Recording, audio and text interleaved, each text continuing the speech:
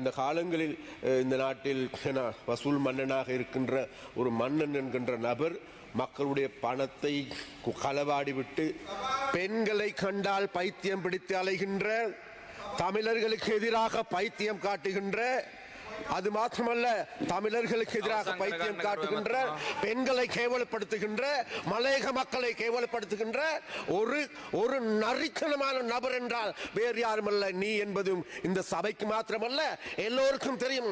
அதனால் தான் கௌரவ சபை தலைவர் அவர்களே, குறிப்பாக நிசாம் காரியப்பர் அவர்களே, உங்களுக்கும் தெரியும் என்று நினைக்கின்றேன். நாங்கள் கடந்த வாரம் எடுத்துக்கொண்டால் கூட இந்த பிரச்சனை தொடர்பாக இங்கு இருக்கின்ற நேவி, அதே போன்று இராணுவம், போலீஸ் பாதுகாப்பு படைகள் உள்ளிட்ட அனைவரோடையும் இது சம்பந்தமாக ஒரு நீண்ட உரையாடலை செய்தோம் இந்த பாராளுமன்றத்தில் வைத்து.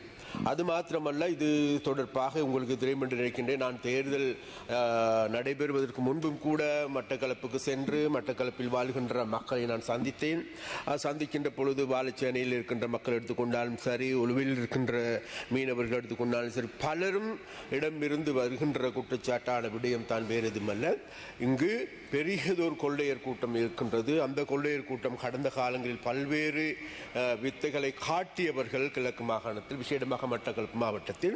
அந்த கொள்ளையர் கும்பல்கள் இன்றைக்கு விசேடமாக இந்த ஆழ்கடிமை பிடியில் ஈடுபட்டு கொண்டிருக்கின்ற எங்களுடைய மீனவர்களுடைய வாழ்க்கையை வேட்டு வைக்கின்ற வேலையை செய்து வருகின்றார்கள். செய்து வருவது மாத்திரமல்ல, மீனவர்கள் அவர்களை எங்களை சந்தித்து கூறுகின்ற போது கூறுகின்றார்கள், அதாவது தாங்களுக்கு சொந்தமாக இருக்கின்ற மீன்களை களவாடிவிட்டு அவர்கள் எந்த விதமான அச்சமும் இல்லாமல் பயமும் இல்லாமல் பின்புறத்தையும் காட்டிவிட்டு செல்கின்றார்கள். இது மிகவும் ஒரு மோசமான செயல். நான் ஒரு விடயத்தை இந்த இடத்தில் நிஷாம் காரியப்பர் அவர்களுக்கு எடுத்துக்கொண்டால் சரி, இந்த சபையிடம் நான் சொல்லுகின்றோம். அதாவது இப்போது இதற்கான நடவடிக்கைகள் ஆரம்பமாக இருக்கின்றது.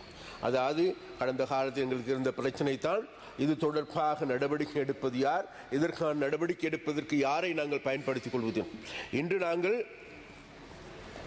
விசேடமாக எங்களுடைய பாதுகாப்பு படை, நேவி உள்ளிட்ட, போலீஸ் உள்ளிட்ட, அதுக்கு தேவையாக இருந்தால் STF பயன்படுத்தி இவ்வாறான கொள்ளையர் கூட்டங்களுடைய நடவடிக்கை முற்றாக தடுப்பதற்கு ஏதுவான நடவடிக்கைகளுக்கான இப்பொழுது திட்டங்கள் தீட்டப்பட்டிருக்கின்றது. அந்த நடவடிக்கைகள் வெகு கூடிய சீக்கிரமாக கௌரவ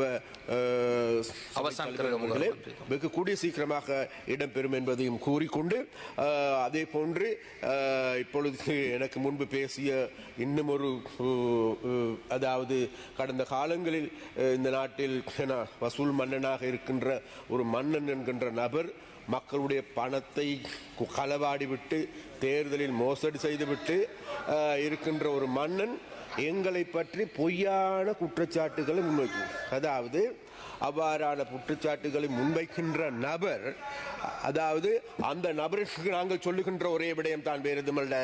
அதாவது இனிமேலும் பைத்தியம் விளையாட வேண்டாம். நீங்கள் பைத்தியம் என்பது எல்லோருக்குமே தெரியும். பெண்களை கண்டால் பைத்தியம் பிடித்து அலைகின்ற, தமிழர்களுக்கு எதிராக பைத்தியம் காட்டுகின்ற, அது மாத்திரமல்ல தமிழர்களுக்கு எதிராக பைத்தியம் காட்டுகின்ற, பெண்களை கேவலப்படுத்துகின்ற, மலையக மக்களை கேவலப்படுத்துகின்ற ஒரு நரித்தனமான நபர் என்றால் வேறு யாருமல்ல நீ என்பதும் இந்த சபைக்கு மாத்திரமல்ல எல்லோருக்கும் தெரியும். அதனால் தான் கௌரவ சபை தலைவர் அவர்களை நான் குறிப்பிட்டேன். நாய் வந்து தனது உண்ட உணவை மீண்டும் அது உண்டுமாக இருந்தால், தான் வாந்தி எடுத்து அது மீண்டும் அதை உண்டுமாக இருந்தால் அது அதற்கு தீர்க்க முடியாத நோய் இருக்கின்றது. அதனால் இவ்வாறான நபர்களுக்கு இவன் பைத்தியம் என்று எல்லோருக்கும் தெரியும், தனக்கும் தெரியும். ஆனால் தான் பைத்தியக்காரன் இல்லை என்று கூறுவதன் மூலமாக இவனுக்கு மருந்து கிடையாது. அதனால் உனது நோய்க்கு மருந்து கிடையாது தம்பி அவர்களே. அதனால் உனது மன்னனுடைய விளையாட்டை காட்டிக் கொண்டிருங்கள். எதிர்காலத்தில் யாழ்ப்பாணத்து மக்களை உங்களை அடித்து விரட்டப் போகின்றார். உன்னை யாழ்ப்பாணத்து மக்களை அடித்து விரட்டுகின்ற, யாழ்ப்பாணத்து பெண்களை கேவலப்படுத்திய உன்னை அடித்து விரட்டுகின்ற காலம் வெகு தொலைவில் என்பதை நினைத்துக்கொள். நீ நினைப்பது போல் நீ போடுகின்ற தாளத்துக்கு ஏற்ப ஆடுகின்ற நாய்கள் கிடையாது யாழ்ப்பாணத்து மக்கள். அதாவது நகையை விட கேவலமான வழிகளில் அங்கிருக்கின்ற மத தலைவர்களை கேவலப்படுத்திய நபர் நீ. அந்த நபருக்கு எதிர்வரும் காலங்களில் எல்லோருமே சேர்ந்து முறைப்படி கொடுப்பதற்கு தயாராகி வருகின்றார்கள் என்பதை இந்த இடத்தில் நான் கூறிக்கொள்ள ගරු මත්නිතුමා ඔබතුමාට අවස්ථාව.